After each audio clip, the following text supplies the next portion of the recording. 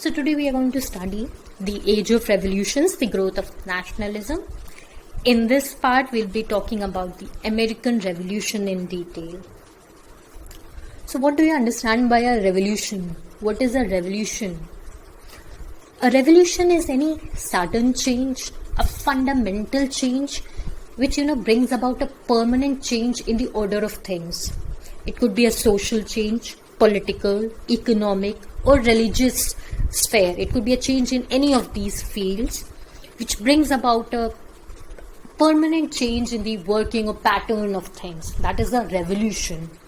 The period in which such changes occur, that entire time period is referred to as the age of revolutions. We'll be talking about the age of revolutions, the 18th century, when many such revolutions happened. The Industrial Revolution, we have already discussed about it. It was a major shift from domestic system to factory mode of production, from handmade goods to machine-made goods. So it was a major revolution in the economic sphere. Then we will be now talking about the American Revolution and the French Revolution. The American Revolution is the war of independence against imperialism. It is the fight against the parent country, Britain, the fight of the colonies against the parent country. Then the French Revolution was the revolution against their own king or the monarch, Louis XVI. It was more of a social revolution. American Revolution was more of a political revolution. So all these revolutions happening in the 18th century make it refer to this time period as the age of revolutions. Now, one such important thing is that these revolutions also led to growth of nationalism. Now, what is this nationalism? Nationalism or nationalistic feelings are the patriotic feelings that you have towards your own country, to your motherland. The feeling of belonging to your nation and all the efforts that you want to put to promote it in its interest, to safeguard your country from any internal or external threat, to protect its sovereignty, that is to prevent from any foreign dominance, any foreign interference. So this nationalism is basically, the feeling that you have for your country, you feel associated with it, and how you want to protect its interests and, work for maintaining its integrity and sovereignty. So nationalism is being patriotic and having, feeling of togetherness and belongingness towards your own mother country. So first, beginning with the American Revolution, let us see what was this American Revolution that happened. First, beginning with who discovered America. We have already studied during the age of explorations and all how Christopher Columbus, he went on to discover the land of America in 1492. Although Christopher Columbus discovered America, we see that America has been named after the Italian explorer Amerigo Vespucci, who made 4 explorations after Columbus to America. So it is after him that America has been named. Now, talking about this, we see when this new land is discovered, the Europeans, they began to migrate and settle to this new land. The United Kingdom, the France, the all people, they come and migrate and try to settle here in the American region. Now, why would the people want to migrate to this new region? As we have already talked about that with Industrial Revolution, there was increase in population. So people were looking for new lands to find there and settle down there. Then out of poverty also we see that people were looking for new agricultural land to own up and to live a life of prosperity, to have a new life of freedom. Also we see that there were many criminals who wanted to escape the punishments they had faced in the Europe. There were many facing religious persecutions. There were many facing political conflict. So as to avoid that and have a life of freedom and their own rights, they wanted to venture to new land and settle and start a new life. So we see a lot of migrants from Europeans, they migrate and settle down here. Then we see a lot of countries, imperialism that we have studied, how a stronger nation wants to control the weaker nation. acquire colonies, derive economic benefits, use its natural resources, and use it as markets for their products. They wanted new colonies. So we see that England establishes its colony here, Spain establishes its colony in America, France goes on to establish its colony in America, because they all want to derive benefits from it. As you can have a look, these are the British colonies. The British goes on to acquire 13 colonies on the eastern coast of America. These were the British colonies, the 13 colonies, who will eventually fight against the British. British is the one who is establishing these colonies. The British people are coming and settling down here.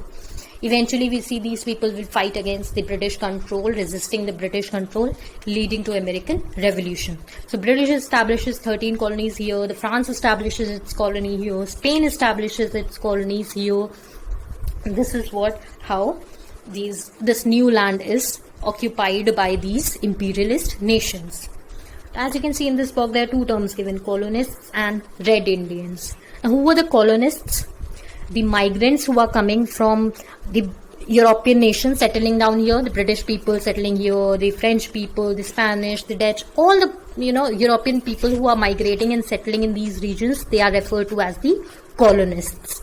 The people living in these colonies, they are referred to as the colonists. The Red Indians, when they discovered America, there were already some native indigenous people who were already living here. They were identified or known as the Red Indians. So Red Indians are the natives who were already here. Colonists are the people who are migrating from Europe and settling down here. So we see that this is how colonization happens. These colonies have been set up by these imperialist nations. Now there's a struggle begins between France and Britain. France tries to occupy the colonies which have been occupied by British here. It tries to gain control over. It wants to extend its influence over all the region. So it tries to occupy the colonies which have been occupied by the Britishers. Now the British does not like that, and this leads to a particular fight between Britain and France.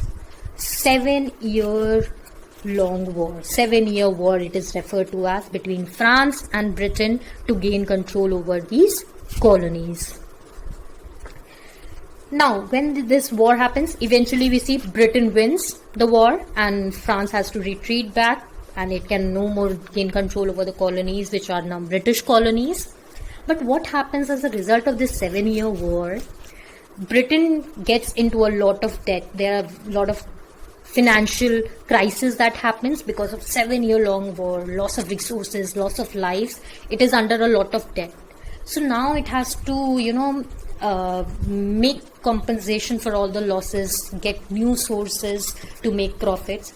So the Britain decides to use these colonies, exploit them, use them for their own purposes to make up for all the losses. That it will come up with new economic exploitation, new laws, policies, use the resources of this place because they have established this colony for their own benefits and make up for the loss of all the debt that has occurred on them. But what happened? The people who had migrated here and they were settled down here, the Britishers, after living for so many years, they began to feel associated with this land. They began to recognize themselves as Americans. They are associated with this new land where they develop nationalistic feeling for their land. Now they do not like the interference or the dominance or the control of the British, who is coming here claiming that we have established you, so you are going to work for our benefit. They do not like the interference. Now they want them to function independently, enjoy their own freedom and rights. So this conflict between the two, the colonists and the Britain, is what leads to the American War of Independence or the American Revolution, which we'll be studying in detail. So as you can see clearly in the map, these are the 13 colonies which are established by Britain here, the British colonies. North and South Carolina, Georgia, Virginia, Maryland, New Jersey and all. These are the 13 colonies, and these 13 colonies will fight for their rights against the Great Britain, ultimately leading to their independence and the formation of the United States of America. So what is this American War of Independence? This was fought by these 13 colonies to free themselves from the British control, which is referred to as the American War of Independence or the American Revolution. Let us see what actually was the kind of scenario. Why did actually these colonists turn against the Britain people? First, talking about the political scenario, we know that 13 colonies were established. These 13 colonies, they had their own rules and regulation. They had their own, each one had their own local council to look after the internal administration. They were collecting local taxes, looking after education system, building up local structures, and all the local management. It was all looked by this local council. But each local council was headed by a governor. In all these 13 colonies, there were one governor in each colony, and this governor was appointed by the British Parliament. So British Parliament, whatever laws and rules and acts were being passed in the Parliament, they were being imposed here by these governors. So we see that the entire political control was in the hands of the Britishers. All the important decisions, the trade matters, the economic matters, what kind of relations these colonies will have with other nations, this was all decided by the governor, who was controlled by the British Parliament. So we see that these colonists, they did not have any say in all the important matters. They were only looking after the local management, but important economic affairs and all, it was all managed by the British Parliament. Then in the economic conditions, we see that the Great Britain economically exploited these colonists for its own interests, for its own profit making. For all the losses that it had occurred during the 7-year war, it wanted to make up for that by economically exploiting. Many economic restrictions were imposed. They were using the natural resources of, this colonies. The colonies, they had to send their products only to England. They cannot sell their products to other nations. No, they had to exclusively send their products to England. They were supposed to buy England exports only. They imposed many taxes, many unjust laws, Sugar Act, Stamp Act, Navigation Act, Tea Act, many such, unnecessary taxes were levied on the colonists, which were to be paid to the Great Britain. Even though they were living there in Britain, in the British Parliament, they were making, these laws and these taxes, which were to be paid by the colonists to the Great Britain, living in far off region, but they had to send all these taxes to them. So this was one reason, the economic exploitation, which turned the colonists against the Great Britain. Then the philosophical ideas at that time, the ideas of John Locke, Thomas Paine, Voltaire, the ideas of, freedom, right of speech, right of life, liberty, property.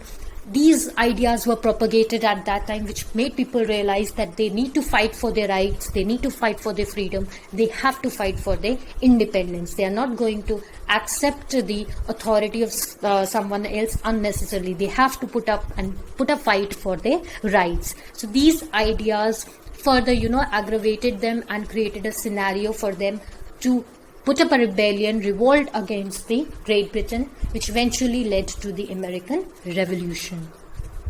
So now we'll be talking about the causes of American Revolution in detail.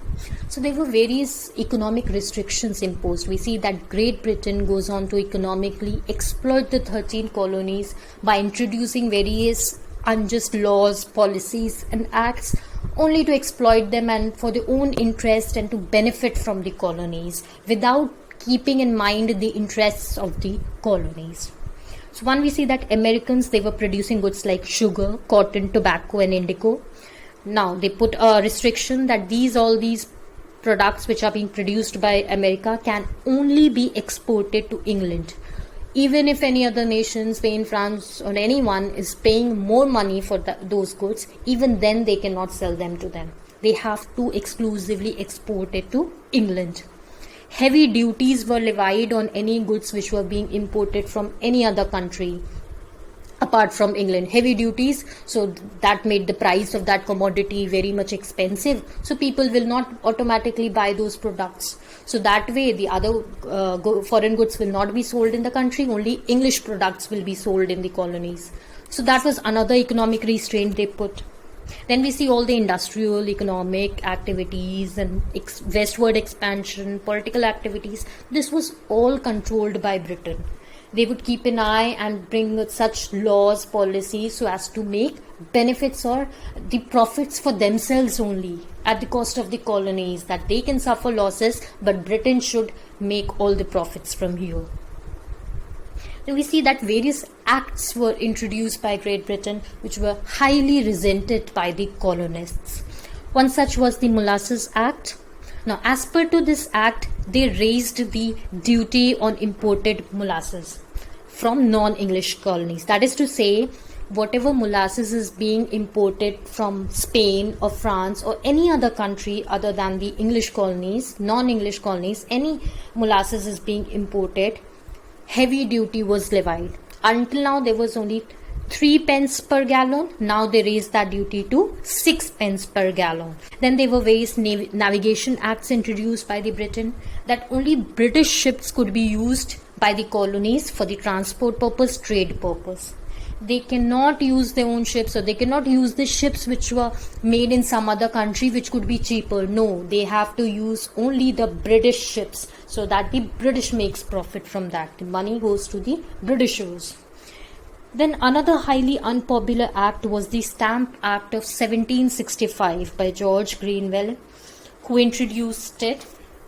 As per to this act, it was compulsory to put stamp on every document, every legal document, every printed document, a stamp had to be put. Now, this stamp did not come free of cost. It had a price of something like 20 shillings. So now for every printed document, even if it is a newspaper, a magazine, any stamp paper, anything, for every printed paper they had to put a stamp on it, which came with a price of 20 shillings. So that made it very expensive. So this unpopular act on that required them to pay stamp duties for every printed document led to high scale protest and revolt from the local colonists. The colonists refused to accept this popular act, the highly unpopular act. The Britishers, they were looking for ways to recover all the losses that had incurred, or all the debts they had entered into because of the 7-year war with the France that we have studied. So they were trying to make money from as many possible sources. But these colonists, they highly resented. They rose up in rebellion. They were protests held against the Stamp Act. The Massachusetts, they came up with this very famous slogan, which is a very defining slogan of the entire American Revolution: no taxation without representation. The colonists said that we have no representation. None of the colonists is a part of the British Parliament, which is making these unjust laws and policies for us, which is imposing these acts on us. We are not even a part of the Parliament, and you are imposing these unjust laws and acts on us. We are not going to pay any tax until we get our representative to be a part of the British Parliament and be a part of this decision making. So they said, unless we get a representation in the British Parliament in the decision making, we are not going to simply sit and accept your taxation. So this famous slogan became a very important slogan of the entire American Revolution. This Stamp Act became highly unpopular, faced a lot of protest and resentment from the colonists. Ultimately, the Great Britain had to withdraw and repeal this Stamp Act.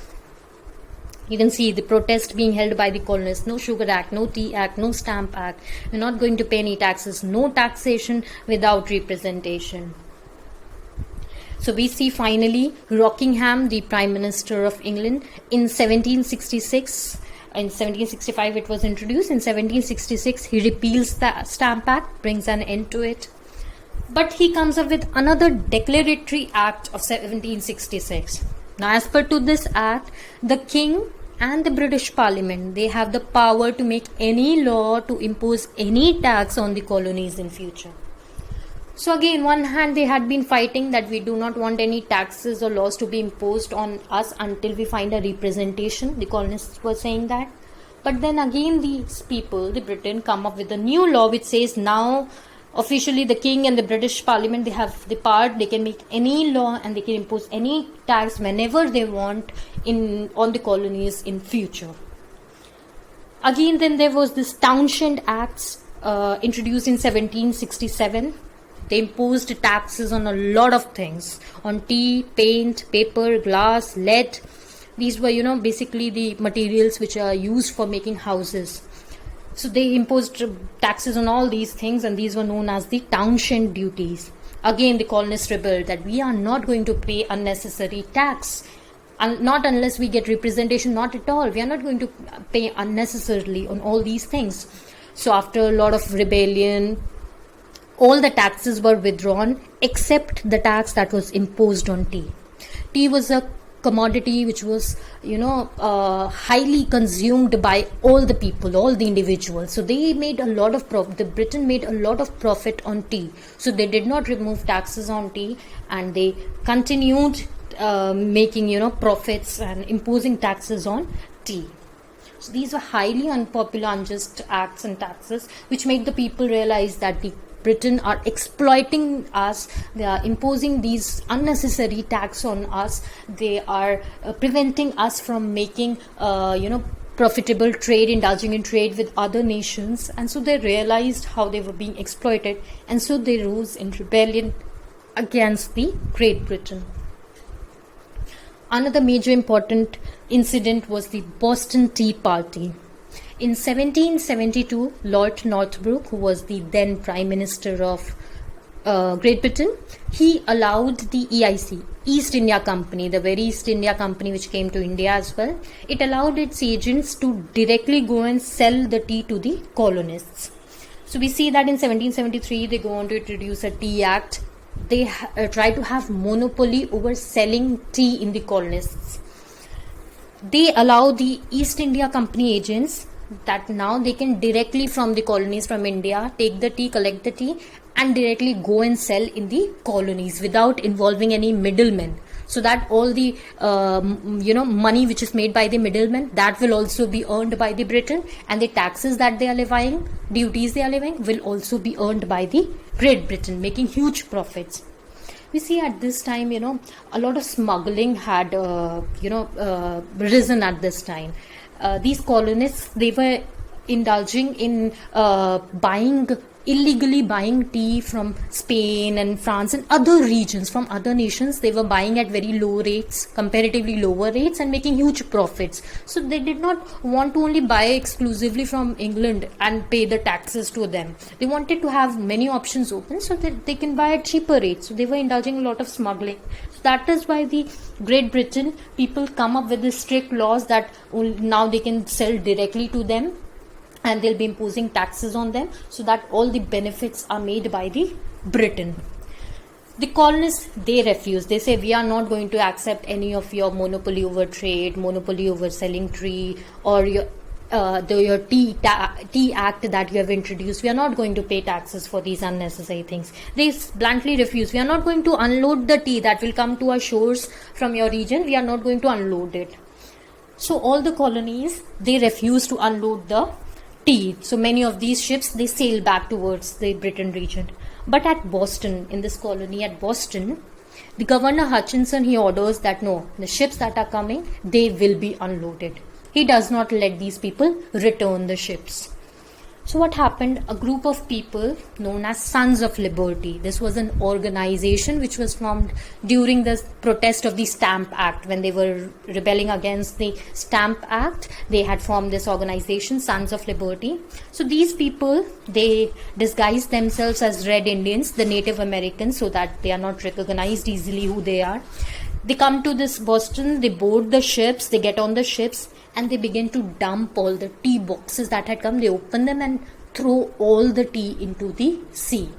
That we are not going to buy this tea. We are not going to let you take it back to your country. We will ruin it. We will destroy it. We will throw it in the sea. Only then will you realize how much we are against. This was a great protest by the colonists against the Great Britain. This incident of throwing the tea boxes into the sea is the Boston Tea Party. This was a very major incident which paved the way towards the American War of Independence. From henceforth, we'll see one after the other, the struggle begins, the war begins, the protest begins, which ultimately leads to the Revolution of America. As you can see in the picture, these are the Sons of Liberty who are disguised as Red Indians. They are, opening these tea chests, tea carts, and throwing the tea into the sea. This incident is the Boston Tea Party. So after the Boston Tea Party, we see that the representatives of all the colonies, they think that they need to come up now with a concrete plan of action and take a stand against the Great Britain. They cannot continue with the unjust laws and policies of the Great Britain.